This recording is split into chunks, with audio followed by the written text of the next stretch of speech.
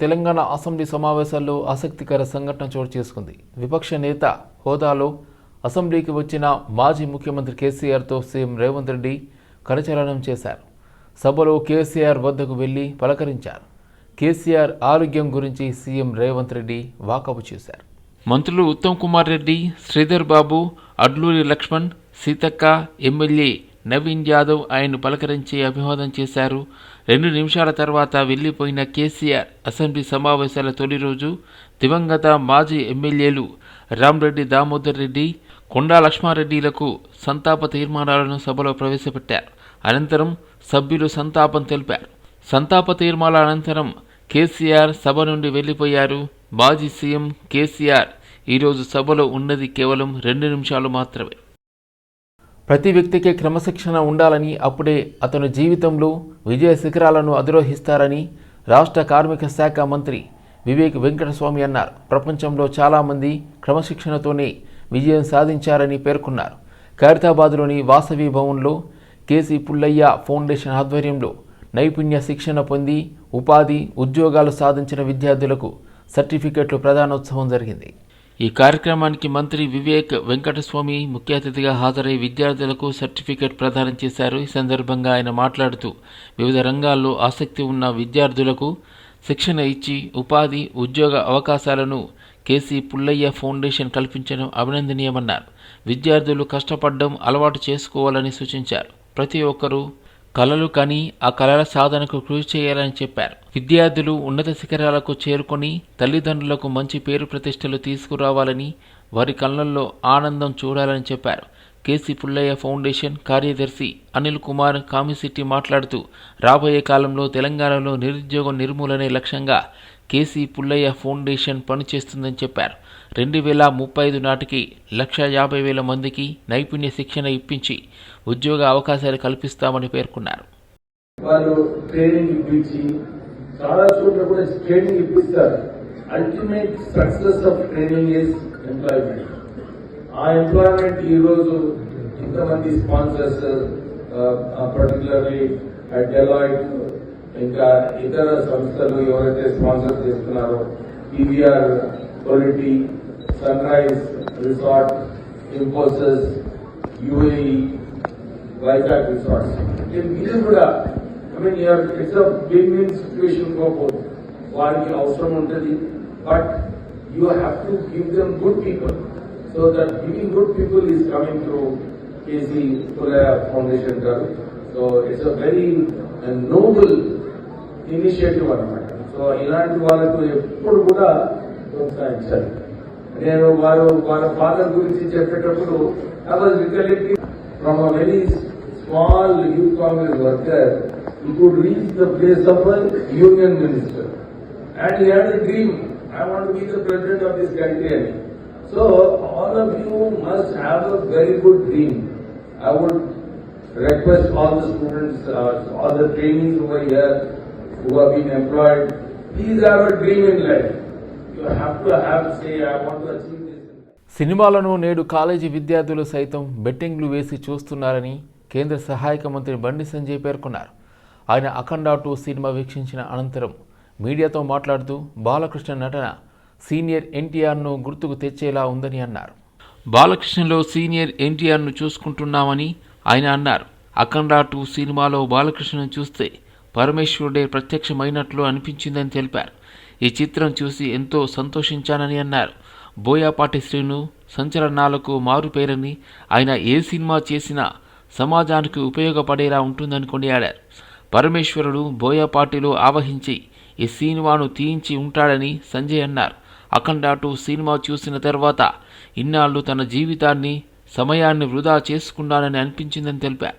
ఇప్పటికైనా మిగిలిన జీవితాన్ని దేశం కోసం, ధర్మం కోసం అంకితం చేయాలనే ఆలోచన కలిగించే చిత్రం ఇది అని ఆయన అన్నారు. సినిమా చూడడం చాలా సంతోషంగా ఉంది. సంచలనాలకు మారు పేరు ఇలా బోయపాటి శ్రీని గారు. అంటే ఏదైనా కూడా సమాజానికి ఉపయోగపడాలని చెప్పి ఒక ఆలోచనతో మూవీ తీయడము, నిజంగా వారికి ఆలోచన ఎట్లొచ్చిందో నిజంగా పరమేశ్వరుడే వారికి వాళ్ళు కూడా లీనమై వారితో తీయించడని నేనైతే అనుకుంటున్నా మూవీ చూసిన తర్వాత. ఆవహించాడు కాలేజీలో గాని, స్కూళ్లలో గాని, ఫంక్షన్లో గాని అంతకుముందు ఏం గిఫ్ట్ ఇస్తావు అని చెప్పి అడిగేవాళ్ళు, రేపు ఏం చేద్దామనేవారు.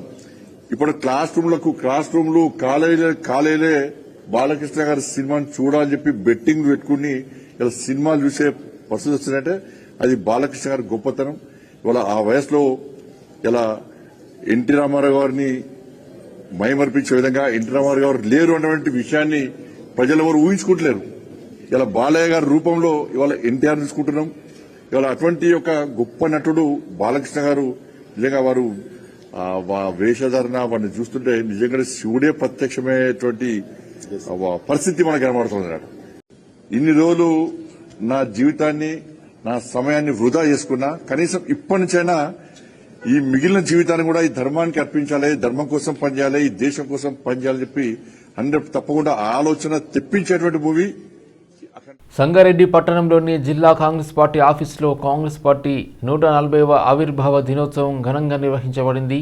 ఈ సందర్భంగా కాంగ్రెస్ పార్టీ జెండాను ఆవిష్కరించారు టీపీసీసీ వర్కింగ్ ప్రెసిడెంట్ జగ్గారెడ్డి మరియు జిల్లా అధ్యక్షులు నిర్మలా జగ్గారెడ్డి సందర్భంగా మాట్లాడుతూ దేశానికి స్వాతంత్ర్యం తెచ్చిన పార్టీ కాంగ్రెస్ అని, దేశ నిర్మాణంలో ఎన్నో కాంగ్రెస్ నాయకుల ఆస్తులు, ప్రాణాలు సైతం లెక్క చేయకుండా ముందుకు వెళ్లారని, 140 ఏళ్ల చరిత్ర కలిగిన గొప్ప పార్టీని మనం గర్వంగా స్మరించుకోవాలని అన్నారు.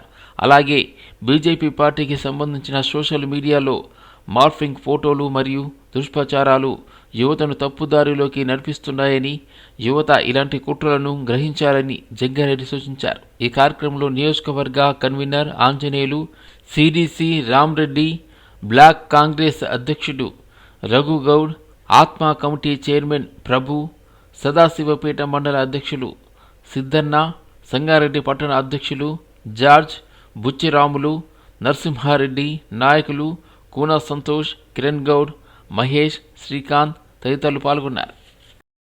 కాంగ్రెస్ పార్టీ ఈ రోజుకి పుట్టి దాదాపు 141 సంవత్సరాలు అయింది. 140 సంవత్సరాల క్రితము కాంగ్రెస్ పార్టీ ఈ భారతదేశ గడ్డ మీద కాంగ్రెస్ పార్టీ పుట్టిన రోజు. ఈ రోజు బర్త్డే కాంగ్రెస్ పార్టీది. రాజకీయంగా కాంగ్రెస్ పార్టీది ఈరోజు బర్త్డే, పుట్టినరోజు.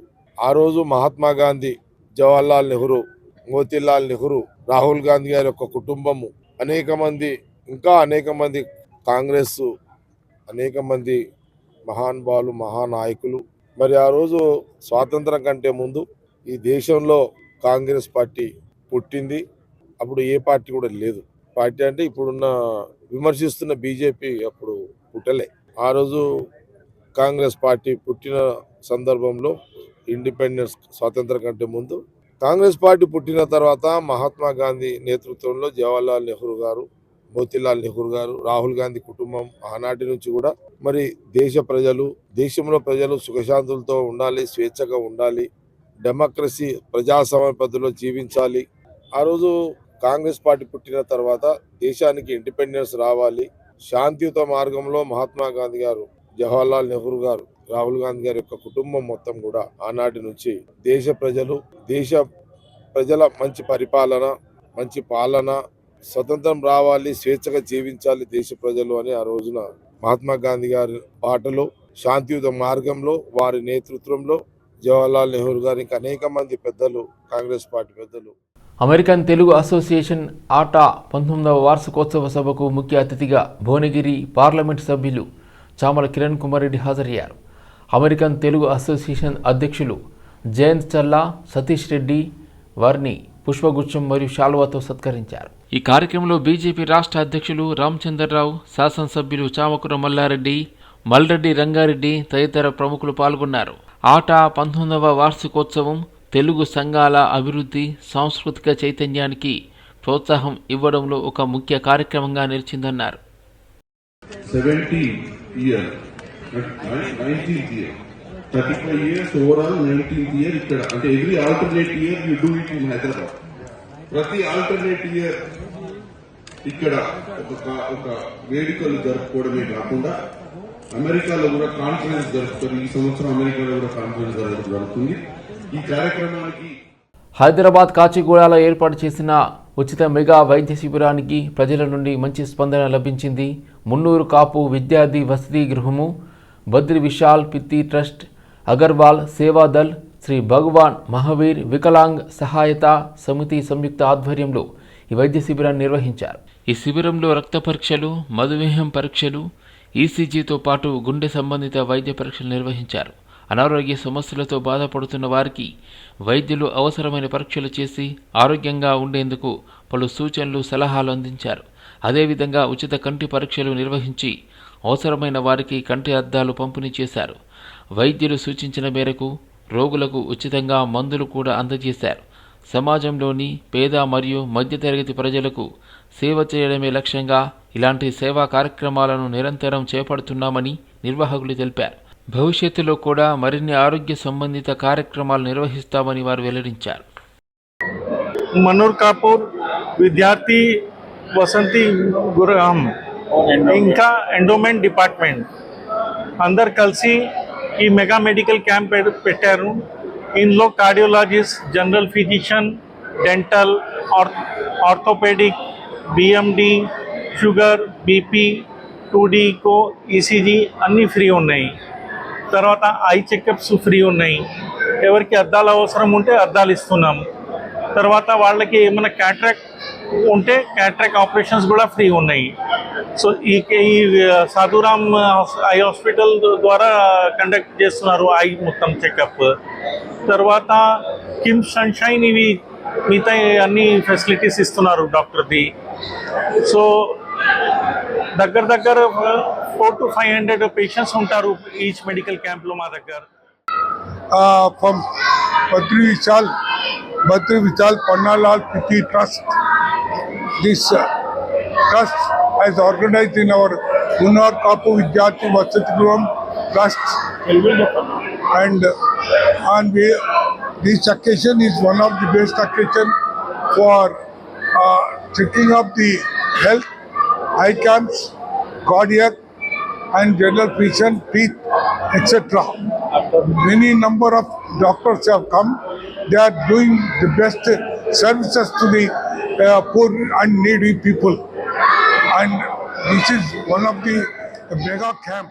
రంగారెడ్డి జిల్లా ఆత్తాపూర్లో 3 రోజుల పాటు నిర్వహించిన 7వ సర్దార్ వల్లభాయ్ పటేల్ కేసరి కుస్తీ పోటీలు నేటితో ఘనంగా ముగిశాయి.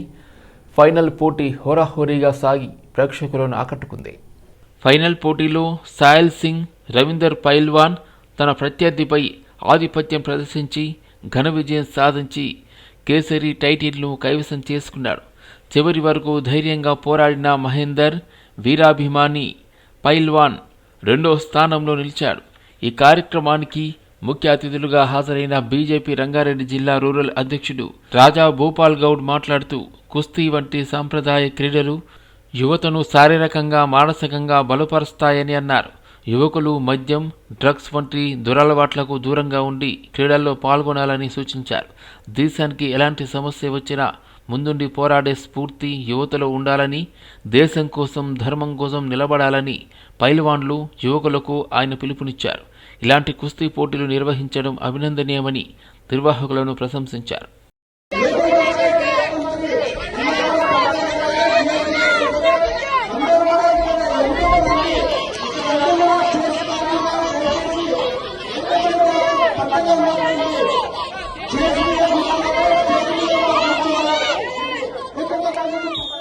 गवर्नमेंट से हम ये चाह रहे कि हमें सपोर्ट कीजिए.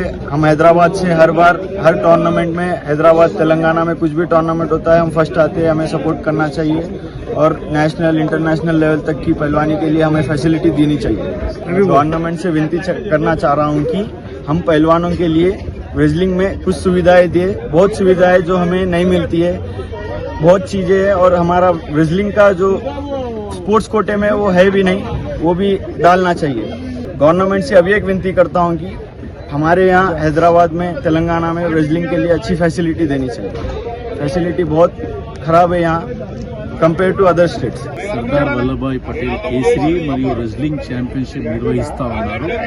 నిర్వాహకులైనటువంటి మల్లారెడ్డి గారు, గొరిగేరాజు పైల్వాన్ గారు, స్వయాన గొరిగేరాజు జాతీయ స్థాయి కుస్తీ క్రీడాకారుడు. మరి ఇటీవలే మా మల్లాయోధులు చెప్పారు, వారికి అవగాహన లేదు. ప్రభుత్వం తరఫున మనకు GOMS నెంబర్ 2 ప్రకారంగా ఎవరైతే జాతీయ స్థాయిలో అంతర్జాతీయ స్థాయిలో పథకాలు గెలిచినటువంటి క్రీడాకారులు ఉంటారో మల్లయోధులు, వారికి మంచి టాప్ కాలేజీలలో మనకు సీటు లభిస్తుంది.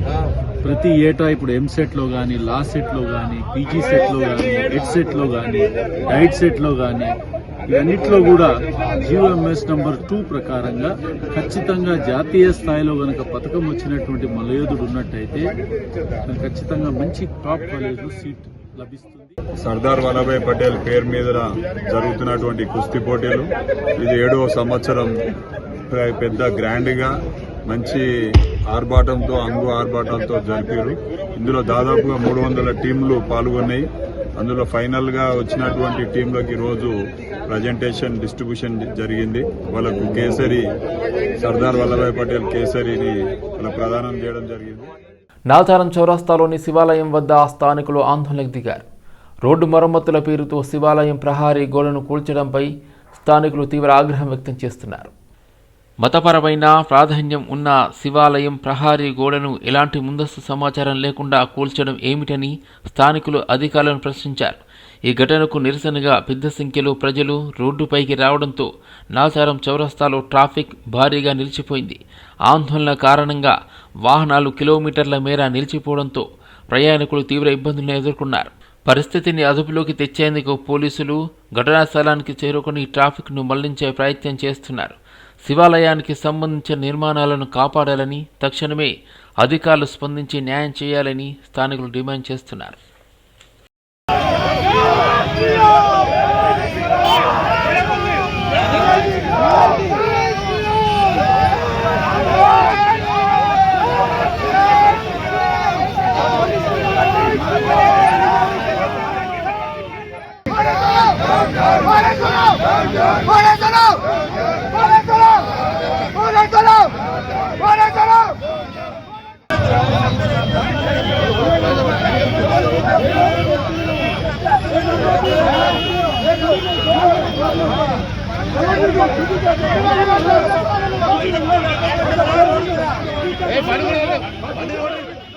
MBF చేపట్టిన మిల్లెట్స్ మదర్స్ ఉద్యమానికి మహిళా మనుల నుండి విశేష స్పందన లభించిందని, త్వరలో 5 ప్రాంతాల్లో అవుట్లెట్స్ ద్వారా మిల్లెట్ లాంచ్ ఏర్పాటు చేస్తున్నట్లు సంస్థ చైర్మన్ ప్రసన్న శ్రీనివాస్ తెలిపారు.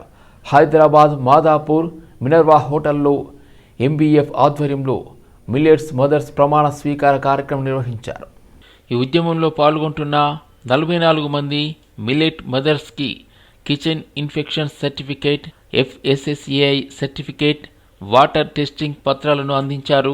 ప్రజలకు శుభ్రతతో, పోషక విలువలతో కూడిన నాణ్యమైన మిల్లెట్ ఆహారం అందించేందుకు వారు ప్రమాణం చేశారు. ఈ ఉద్యమాన్ని హైదరాబాద్లో ప్రారంభించామని, త్వరలో దేశంలోని అన్ని రాష్ట్రాలకు విస్తరిస్తున్నామన్నారు. ప్రతి ఒక్కరూ రోజు ఒక పూట మిల్లెట్స్ ఆహారం తీసుకునేలా ప్రజలను చైతన్యం పరుస్తున్నామని తెలిపారు. కార్పొరేట్ సంస్థలు సైతం తమ మిల్లెట్ మదర్స్ ఉద్యమానికి బాసటగా నిలుస్తున్నాయని ప్రసన్న శ్రీనివాస్ తెలిపారు. అహంకారానికి ఏ విధమైన అహంకారానికి చోటు ఇవ్వకుండా సమన్వయంతో ముందుకు సాగుతానని వాగ్దానం చేస్తున్నాను.